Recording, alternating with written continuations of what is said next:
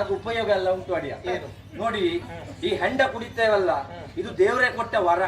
ಅದಕ್ಕೊಂದು ಸಣ್ಣ ಕತೆ ಉಂಟು. ಒಮ್ಮೆ ದೇವರು ಭೂಲೋಕಕ್ಕೆ ಬಂದಾಕ್ಷಣ ಬಾಯಾರಿಕೆ ಆಯ್ತಂತೆ. ಹಾಲು ಮಾರುವವನ ಹತ್ರ ಹೋಗಿ ನನ್ಗೆ ಹಾಲು ಕೊಡು, ಬಾಯಾರಿಕೆ ಆಗ್ತಾ ಉಂಟು ಅಂತ ಹೇಳಿದ್ರು. ಹಾಲು ಮಾರುವವ ದೇವರಿಗೆ ಹಾಲು ಕೊಡದೆ ನಾನು ಹಿಂಗ್ ಕೊಡುದಿಲ್ಲ ನೀವು ಸತ್ತ ಒಂದು 5 ಕಳ್ತಿದ. ಮತ್ತೆ ಅವ ದೇವ್ರ ಮುಂದೆ ಹೋಗುವಾಗ ಒಂದು ಹೆಂಡದ ಅಂಗಡಿಗೆ ಹೋದ. ಹೆಂಡ ಮಾರುವವನ ಹತ್ರ ಬಾಯಾರಿಕೆ ಆಗ್ತದಂತ ಕೇಳಿದಾಕ್ಷಣ ಹೆಂಡ ಮಾರುವವ ಹೆಂಡವನ್ನ ದೇವರಿಗೆ ಕೊಟ್ಟ. ದೇವರು ಹೆಂಡವನ್ನು ಕುಡಿದ್ರು.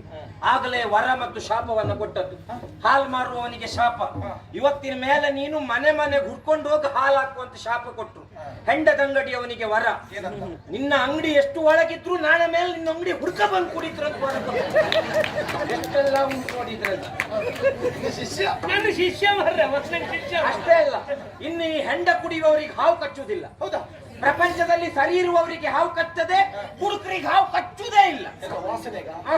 ಸರಿ ನೋಡಿ, ಹೆಂಡ ಕುಡಿಯುವವರು ಹೆಂಡ ಕುಡಿದು ಹೇಗೆ ನಡ್ಕೊಂಡು ಬರ್ತರು.